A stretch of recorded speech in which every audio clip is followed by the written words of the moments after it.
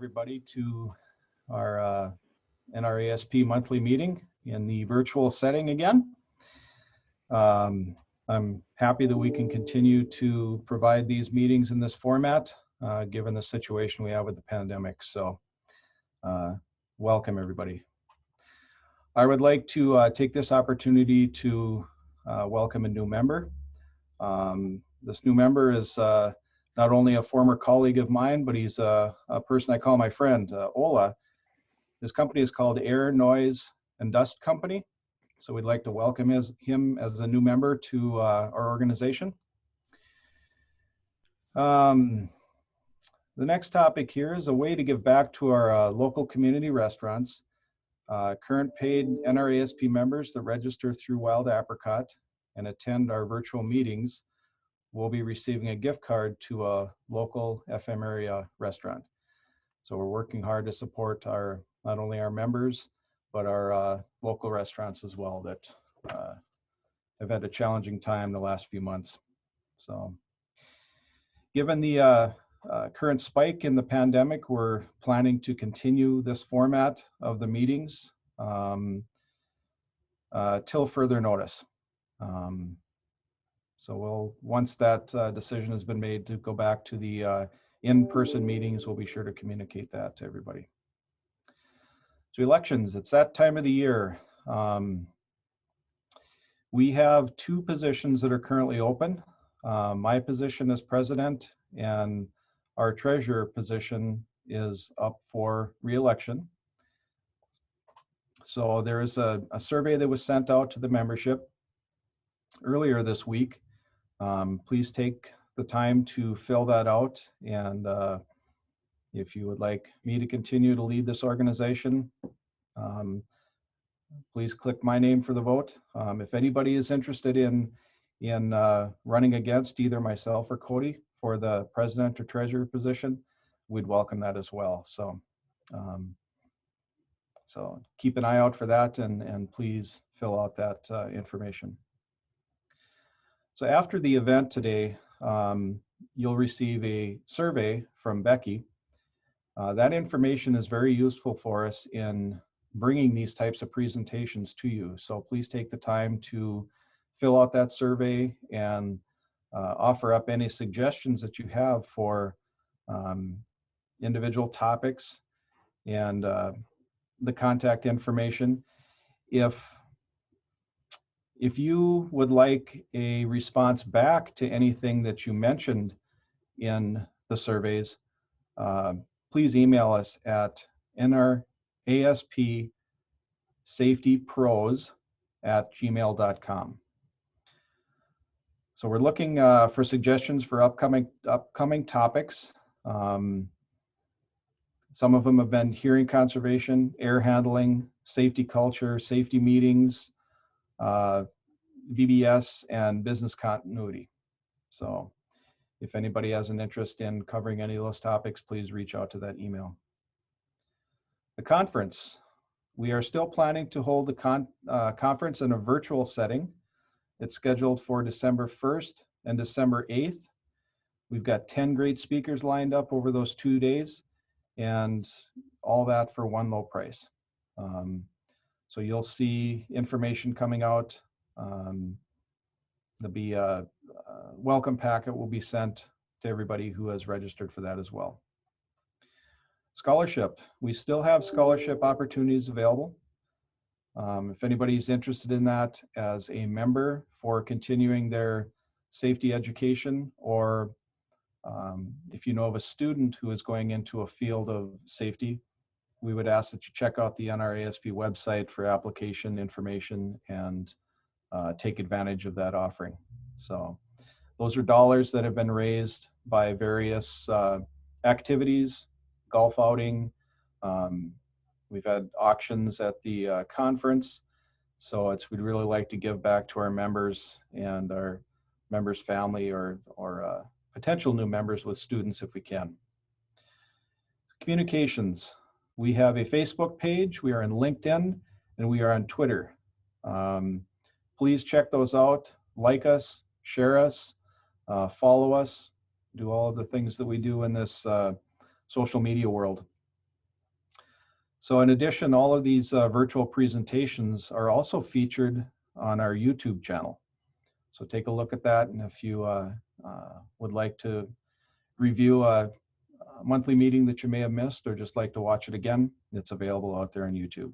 So, okay, at this time, I'm going to turn this over to Mike Skarsky. He has an announcement about a board position opening that he has for ASSP. So, Mike, go ahead. Thanks, Chuck. It's crazy to see how far NRASP has come with social media. I remember when I was on the board back in like 2011, we set up our first Facebook page and monitoring that. So now you guys got YouTube and everything. But Yeah. no, yeah, like Chuck said, I am a part of the ASSP, that's American Society of Safety Professionals, if you're unaware, the Northern Plains section, which represents North Dakota. It's actually a subsection of the Northwest chapter. The chapter is based in the Twin Cities and largely focused on Twin Cities related topics and membership and that type of thing, which is why in 2015 we established the ASSP Northern Plains section here in North Dakota that again represents safety professionals in the Dakotas. We had a full board going into this year, but our treasurer was working in the oil fields out in the Williston-Dickinson area, and when some of that dried up, he unfortunately lost his position and relocated back to his home state of Texas and is no longer able to participate. So we do have a board opening for the treasurer position, and I wanted to just relay that information. If anybody in NRASP is interested in, establishing more networking opportunities and just participating in that, please feel free to reach out to somebody from the board. Right now, I'm going to, in the comments section, place a link to the ASSP. First off, our LinkedIn page, just to give you some information there. And then I will also do one to our main website as well. And on the main website, you will see contact information for chair, vice chair, secretary, and the members at large.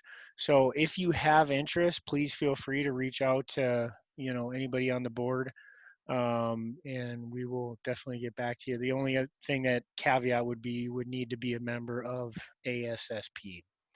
So again, questions, feel free to give us a call, email, whatever, and we would love to have some interest from the group. So thank you very much.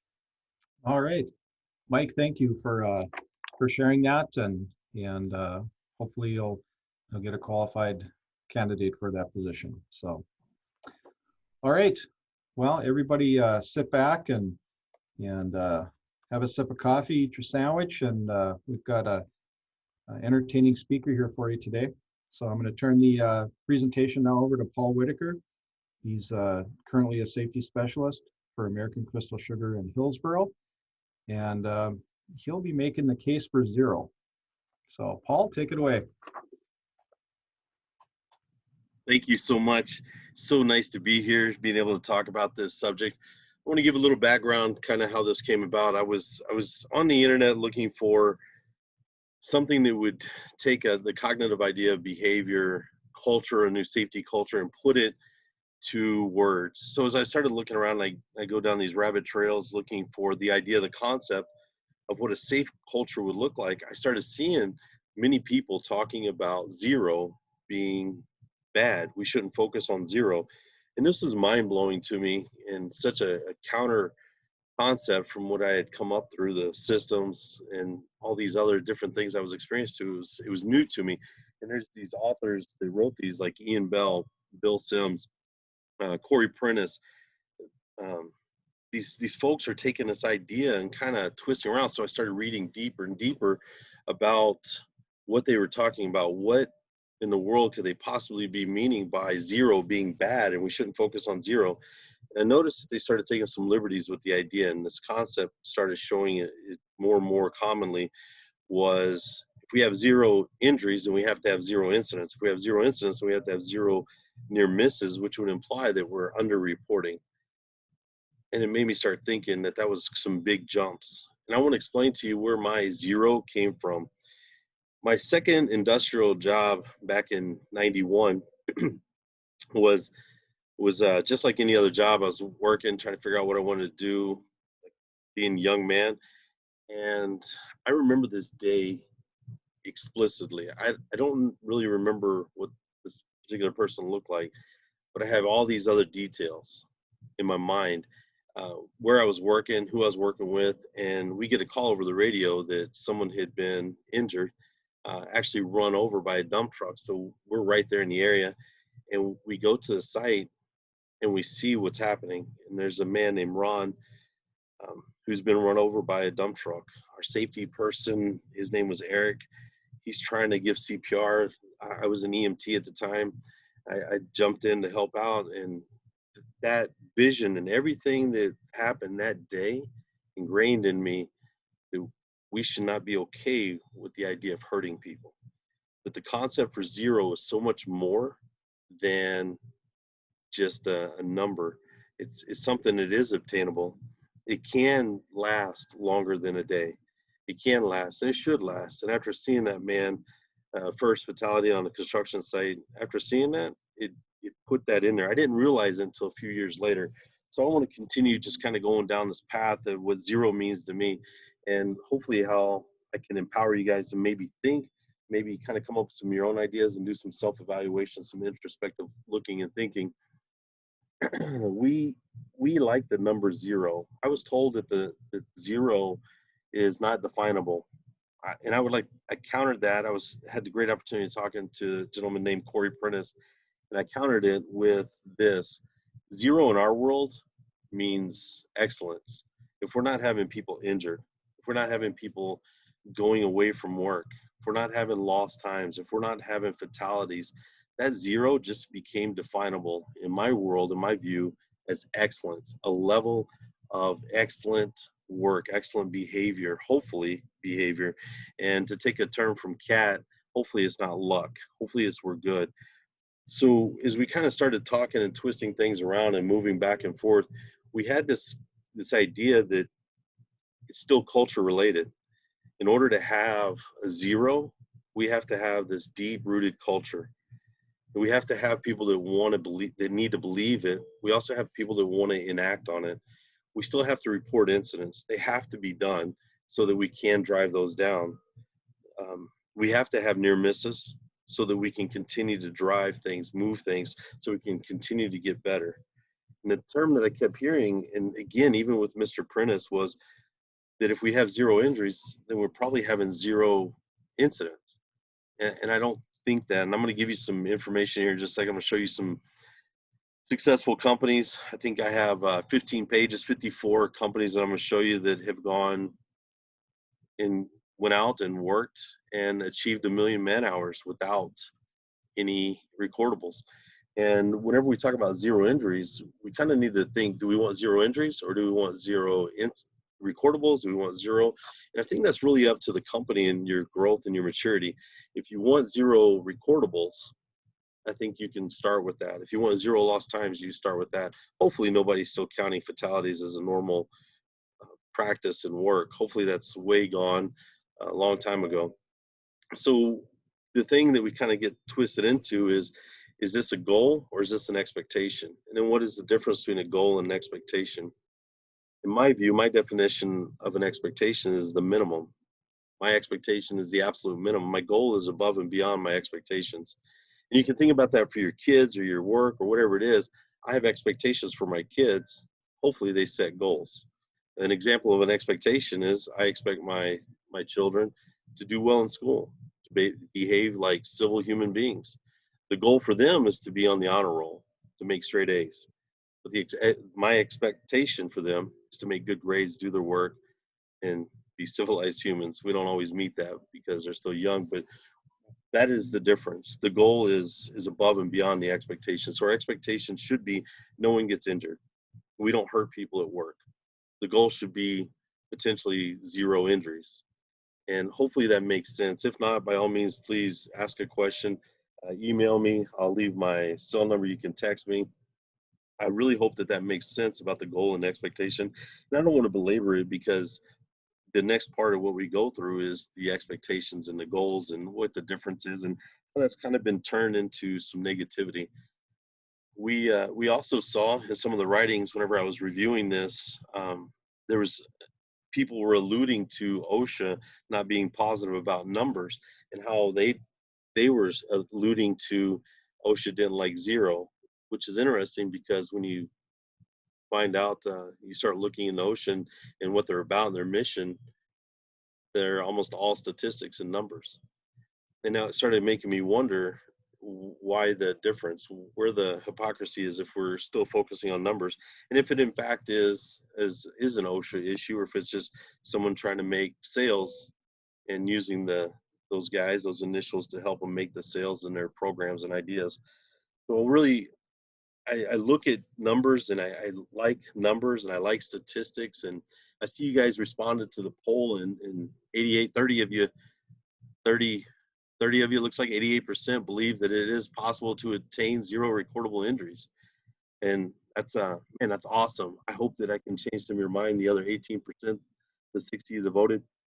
If we have another poll for you to participate in, really like to know if you think that it's sustainable. Can you accomplish zero recordable injuries in a year and then sustain that? Is it something that you feel is sustainable? If you believe that it can be done, can it be repeated? I think I would hope that the answer is yes. How long can it be repeated? I have no idea.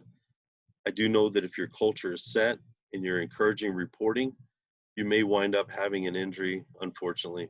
But we have to look back in what are recordables and what we're doing, how we handle the reports, how are we handling the near misses? Some near misses are very close to being catastrophic events. Are we taking these near misses and looking at them at the absolute, oh my goodness, we missed killing someone by 6 inches? Or are we looking at, it's just a near miss? Yeah, it nearly got him. We've been doing that for 40 years and it hadn't hurt anybody yet. What are we doing with that? An interesting definition that I got is safe, because we talk about safe work, safe behavior, safe everything. An interesting definition I got from Corey Prentice from SafeMap was the readiness to respond to risk. I thought that was pretty neat.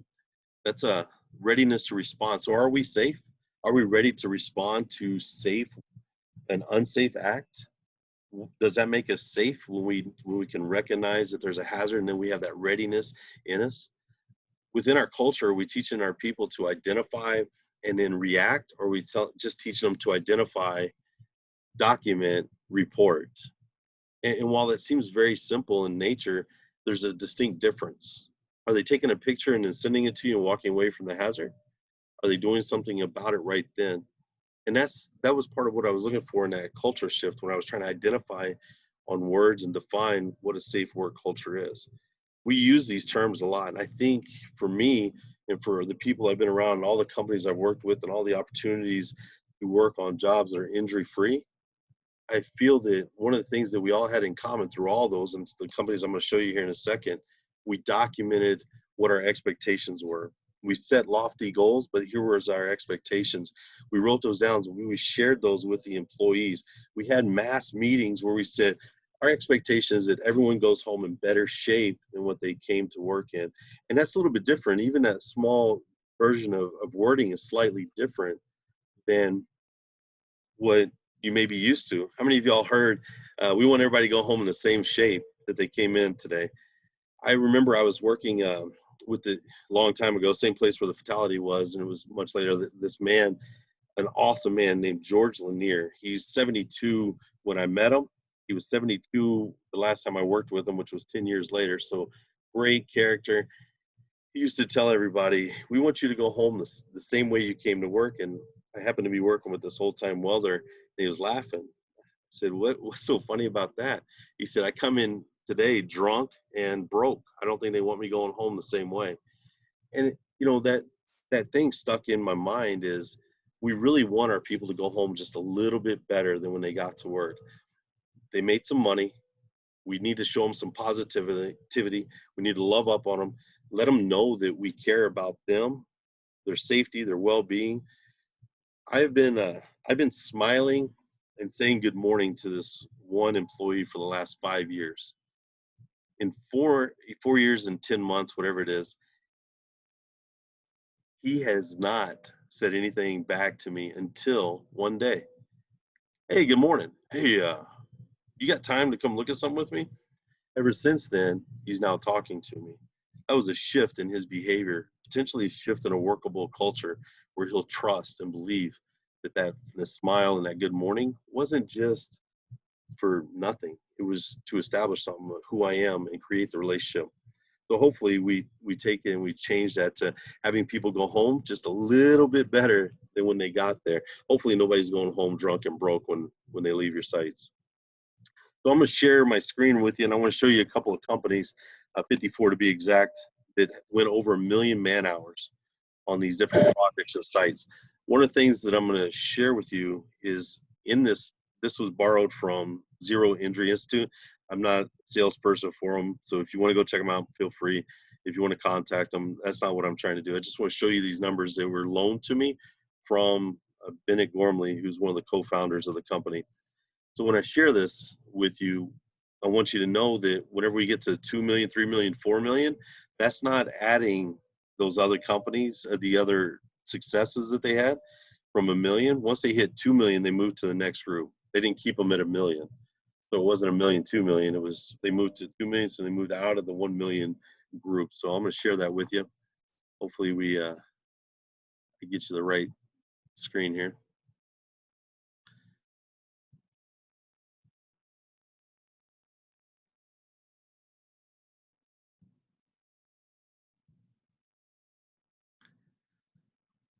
So here's just a list of the companies.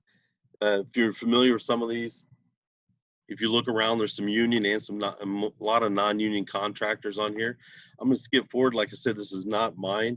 This was borrowed from Zero Injury Institute. Bennett Gormley had a great opportunity to work with him for many years. I view him as a mentor for me, which I don't know if he would agree to that. Just kidding. He's an awesome dude. So I'm going to go here to this one right here where it starts off. If you can look at that. The first one was done in 1989. So when I give you this concept of zero injuries, it's not a new concept.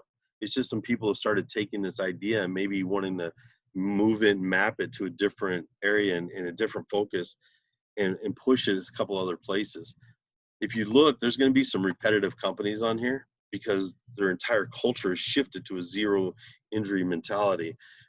If you're from the Minnesota area, you may be familiar with these guys, Cherney. We got a couple other ones on here, and I'm just scrolling through this next page. You can see that they're all over. They're not just in Houston or just in Geismar. They're all over. We have them in Louisiana, Pennsylvania, and these are Minneapolis. If y'all are familiar with Mortensen, I don't know who all's here, where y'all are from, but there's quite a few. As we go through, you're looking at Mississippi, again, some Texas places, Tennessee, South Carolina, Arizona. I can keep going. These are all over 1 million hours that these folks have worked without a recordable injury on some big projects. I don't know if y'all are familiar with Corvell Group. They were in Minnesota working. We have Alberta represented in here. We have Quebec will be further on down. If y'all are familiar with these companies, again, you may not be Kiewit, Safeway. Again, more. What I'm saying is those 30 of you that said that it's possible, here's 54 people, 54 companies showing that it's happened and it's possible and it's sustainable. As we're still looking, these are 1 million hours, lots of companies all over the country. It's possible. As we continue to go, I'm still on this. Look here in Bismarck, North Dakota, we're still working, not hurting people. Ontario, we'll go down. I'll get to the 2 million so you can kind of see.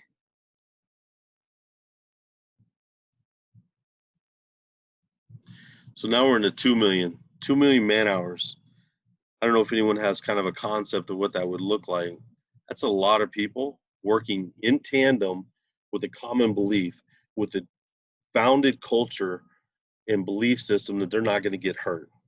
That means that their upper management down to the janitor is making a commitment to not get hurt and not allow other people to get hurt. Understand what that safe means, that they're having that willingness, that readiness to respond to risk, whether that's an at-risk behavior, an at-risk or an unsafe condition. These guys are doing that. They're taking those steps. We have some more. Here's our Quebec in Kiewit. Again, if you're familiar with any of these companies, they've done a fantastic job. 3 million man hours worked. Again, this is achievable. You don't just get this in a 6 month. This takes years of cultural shifts and changes. We get to 4 million hours. These folks have put the time in. And just wanted to include in this last slide here what 4 million hours would look like in perspective. I don't know how big any of your companies are. We maintain here at this one site around 300 people. So to more than triple that, we'd have to nearly 6 times that amount for 4 million hours to work that 1 year without a recordable. That is a fundamentally sound, safe work culture that's not wanting to get people hurt. I have some, if you're interested in those guys at all, here's the information. I'll send it to you. This is the first time I've used Zoom, so I'm trying to make sure, hopefully I got this back on right. You're not still looking at the screen. Numbers are fascinating to me, but I also understand that some numbers, and there's some fear and apprehension that people could not be telling the truth. So how do we know that? Well, the Bureau of Labor Statistics has showed that between 1989 and 2018 that we've dropped significantly from just over 14 is our TIR to a 3.6. So we've showed this major reduction, 600% reduction in that time. So we can follow that trend going down to believe that some of this is possible. That's a lot of companies, that's a lot of people that would be on board with potentially not reporting. And with that many people and that many employees, to allow something like that happen, it's pretty hard to fathom that it would be that much negative going on. I love numbers, like I said, and this case for zero that I'm trying to make, I really want to just kind of get you to thinking about what you can do within your own company, your corporation, and how you can change the idea, the concept, and the model of what you're doing to make sure that zero injuries, hopefully, is an expectation. Because if it's not an expectation, that means that it can be allowed and it's acceptable. And I don't know anybody that accepts, anybody in the safety world that's okay with someone getting injured.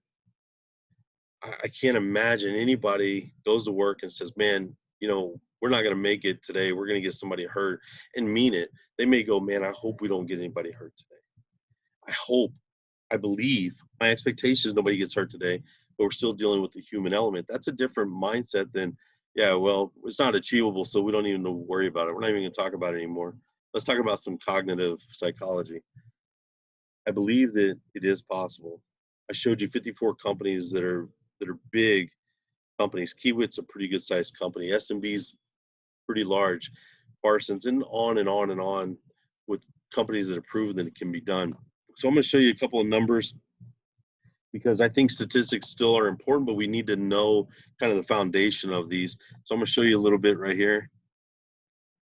Only two of y'all think statistics are important. Are not important. 37. Well, good. I'm glad we're all on the same page. 37 of y'all believe statistics. So I'm going to show you some statistics then. Man, this is it's all right. I like this polling thing, Becky. Appreciate you.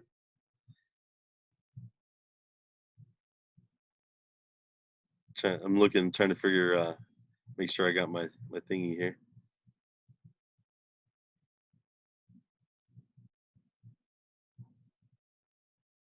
Beautiful. This is from ISNet World, if you're familiar with it. What I did here is I was just looking for some numbers. Can everybody see it? Can I get just some analytics? You're up, Paul. You're good. Okay, perfect. Thank you. I just want to make sure that y'all can see this. And this analytics portion here that I'm showing you is TRIR throughout the nation. And it's just showing country. It's not going to show the company. And the first part that I had up here for you to understand is it's 9.6 billion work hours and over 36,000 contracted companies that were reported in this time frame in 2016. So this is the newest information that they had. We don't have a subscription with IS Networld, so this is all I could get from them. And what I want you to see here is what the TRIR looks like, total recordable incident rate. And from what I'm seeing, man, it looks like we want to work in Louisiana, right? Look at this way down here. Y'all see that? And then we probably don't want to work in Vermont or Oregon. They got a high number. So if y'all are familiar with statistics, is it because they actually have a lot of injuries, or is it because they don't have many man hours worked? So that kind of takes us the other thing, our DART. Well, Vermont's still pretty high, and Oregon, whew, and Louisiana, same. Okay. One of the things to notice here is Oregon is over half of their recordables must have been days away. If you saw their number, so they're 2.51 here. That's pretty significant. So we look at the fatality rate. So we hit a TRIR. We're looking. We're days away from work. The DART. We kind of get an idea and get a little snapshot of what's going on. So where are we losing the most amount of people? Vermont. Vermont's still a leader.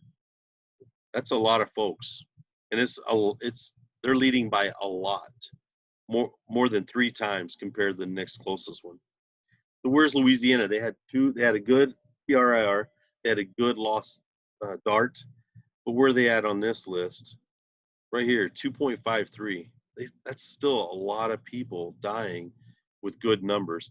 And this is some of the argument that the people that are anti-zero focus on. They believe that there's an inverse proportion to our TIRR and our DART compared to what fatalities are.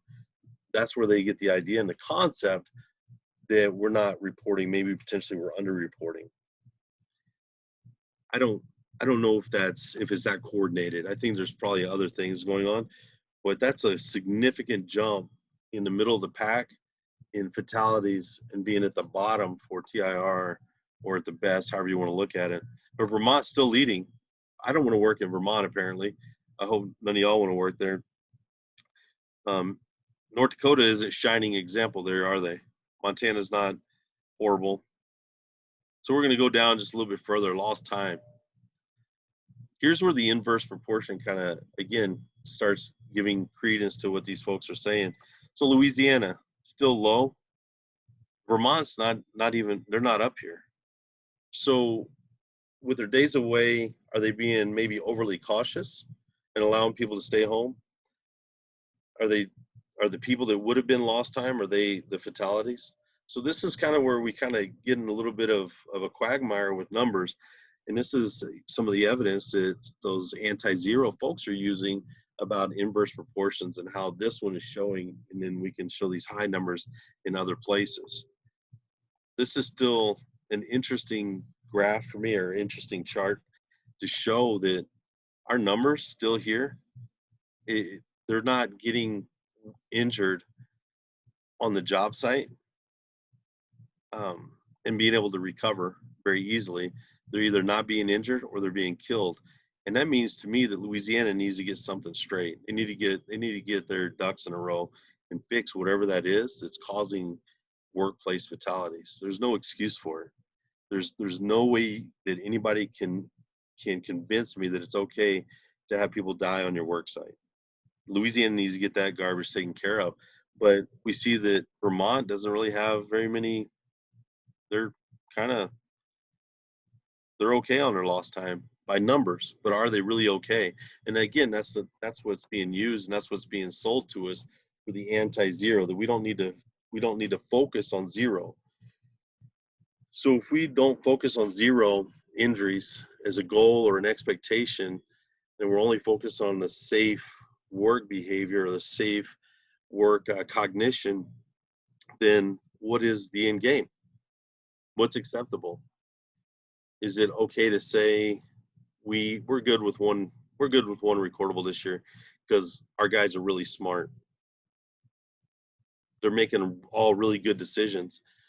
Or would we rather say, let's don't get anybody hurt as we continue to build our program, as we get stronger, as we continue to develop our program? Let's not get anybody hurt.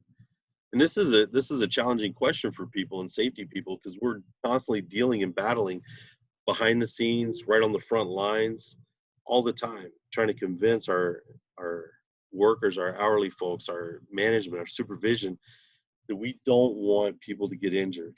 When we intervene, when we have to use our stop work authority, it's not usually to get someone a pair of safety glasses. Usually, it's usually to stop them from doing something serious, right?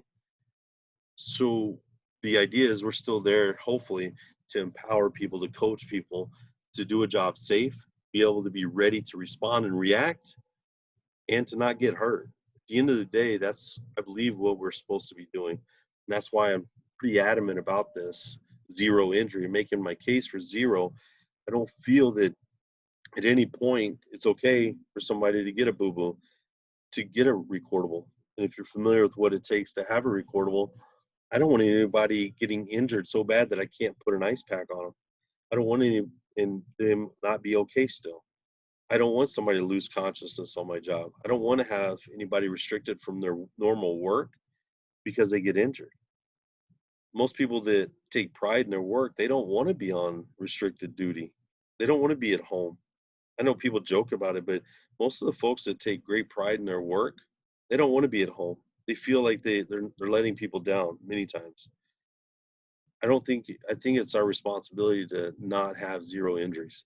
I think it's more than our responsibility. I think it's a humanistic approach to safety that sometimes we don't always see, even though we're all doing it. I think most everybody here, I don't know the exact number, 34 people that are listening. I would imagine all 34 of you got into safety to help people not be injured. I don't think the 34 of you got into safety to create more policies and procedures to benefit behavioral practices or cognitive practices. I'm guessing you saw a need to help prevent injuries and deaths, similar to like me, whenever I saw Ron Bevels get run over by a dump truck. That was a long time ago. Hopefully that was what it was. Hopefully this humanistic approach is, you think of potentially, and you transition, or somehow you make a correlation to a loved one working out there, or maybe not a loved one working with you, but if one of your loved ones worked with me and I was okay with not focusing on zero injuries, how would you feel? If my son came to work here and I wasn't here and somebody was, it's okay, it's going to happen, I wouldn't want him to work there. I'd be nervous. I'm going to give you a couple more things about working without injury and how it's sustainable. I do work in my garage. I do all kinds of things. I like mechanics. I work on cars, motorcycles. I build things with wood, cabinets. I build my own trim. My son and we do things together. In the last 5 years since we moved to Mayville, I got injured once in my shop. It was a trap that I had set for myself. Unfortunately, I forgot that I put some boards somewhere, and they just tilted over and knocked off some scabs that I already had on my shin, but they went deeper. So that was my on home work site injury. The reason I bring that up is not to tell you that I'm a goofball, but to tell you that we're 11 times more likely to get hurt at home than we are at work. And if our culture, if we can ingrain this zero mindset and this culture into our folks here at the workplace, wherever you're working, hopefully that's a real culture and they can take home. And they won't get somebody hurt. They won't get themselves hurt. 11 times more likely to be injured at home. That's it. That's huge. That's a big thing. That goes to those numbers. If you like numbers, that goes to the humanistic side. My son is he's one of my biggest advocates. He's also my watchdog. If I start the lawnmower up without hearing protection or safety glasses, he'll come over and he'll do the thing that oh yeah, okay, sorry. I was just making sure it started. But he does that. He watches out for me. He's my brother's keeper for me, and I am for him too. I've been mowing yards since I was 10 years old and had one accident. It's achievable. That one accident, it was a real accident. That's why I'm saying that in difference to an incident. I didn't see rocks, and I ran over a rock and it hit me in the midsection and left a pretty nice little bruise and abrasion. That was a little bit different. Mowing yards for 10 years. Can everybody else say that? Weed eating, no accidents, safety glasses, and version of hearing protection. That's a long time. It is achievable, even if it's one person at a time. The humanistic side of us should want us to be brother's keeper, to look out for each other, should want and celebrate when we go without any injuries. The behavior side and the part of the zero has to be that we get our culture to shift and believe that we still want incidents reported, we still need near misses reported, we still need interaction, and we still need to do something about an unsafe condition, unsafe act. We can't walk by and only focus on us. We have to intervene, we have to stop whatever we're doing, and in the event of an unsafe condition, and barricade it, stop it, somehow control it so nobody else is exposed to it. When we start doing those things on the humanistic side, because we care about other people, then we'll get to that zero. Then it is sustainable. And last thing I'll leave you with is whenever you're coming up with this, there's always room for improvement. That was one of the other arguments for the anti-zero folks in the zero safety culture versus safety culture. There's room for safety culture modifications, safety behavior, and safety cognitive processes with zero. It's absolutely there. I would say on the humanistic side, if you care about the folks you work with, if you got into safety for those reasons, then by all means, intervene. Stop what's an unsafe act. You're in safety, you're probably already doing it, but encourage your folks. Utilize that stop work authority that hopefully they all have. Celebrate when we stop people from getting injured. Celebrate. We don't need to celebrate that they did the job really fast and productive. We need to celebrate, man, you guys did a good job. When we do our audits, do we celebrate a great job done, high five, because they did it without anybody getting injured, or are we celebrating that they did all the things that they needed to do? There's ways of talking to people and building them up, even whenever you're telling them how they can improve. I really hope that this kind of made you start thinking. I know it's not a PowerPoint just right in your throat. If you want any of the information I use, I can definitely send you the contacts, the links, all this stuff. If you want to look into Safe Map or Zero Injury Institute, by all means, I'll send the stuff to you. I really and truly, for my side and the way I came up, I really hope that zero becomes an idea and a concept for you and a concept for your work sites. So everyone knows the expectation is not to get someone hurt. The goal is zero, but our expectation is nobody needs to get hurt here for the sake of a task. Nobody gets memorialized outside with a bronze statue for sacrificing. So I really hope that you guys get to do that. If you have any questions, by all means. Thank you very much for the opportunity to speak. I appreciate it. Paul, real quick, Mike asked if you are able to share any of the ISN statistics. Yes. Do you want me to do that again? I was wondering if you could like email it or something like that. Sure will. If you can send it to me, Paul, I will make sure it gets out to everybody in the membership. Yes, I sure will. Thank you. Chuck? All right. Paul, thank you very much. Zero definitely is attainable. And I like your point about your son being your brother's keeper. That describes my son as well. So you should have received an email. I just did for the SurveyMonkey link for the meeting today. Please take some time to fill that out. Again, as that is what yields this caliber of meetings for us. So with that, does anybody have any questions that they want to bring forth to Paul or for any of us at NRASB?